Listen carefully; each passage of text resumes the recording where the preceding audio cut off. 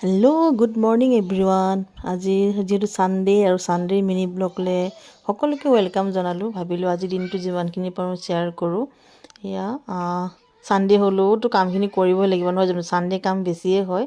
এতিয়া গা ধুই মেলি আহি গ'লোঁ, আহি গৈ এয়া প্ৰথমতে আচলতে ভাবিলোঁ এগিলাচ নেমু পানী খাই লওঁ। আচলতে সদায় খাওঁ বাৰু, কিন্তু কি হয় জানে, সদায় লৰালৰি বহি কোনোদিনে মানে পানী এগিলাচ খোৱা নাই। আজি ভাবিলোঁ বহি মেলি খাওঁ ধুনীয়াকৈ। সেই খাই মেলি লৈ আকৌ ব্ৰেকফাষ্টৰ কাৰণে লাগি গ'লোঁ। এইফালে বনাই আছোঁ আজি আপোনাৰ বুট দালিৰ চব্জি, মানে ভাবিছোঁ আজি পুৰি খাওঁ, কাৰণ নৰ্মেলি আমি মৰ্ণিং ভাতেই খাওঁ বাৰু, কাৰণ অফিচ যাব লগা, নিজৰ নিজৰ কামত যাব লগা হয়েই।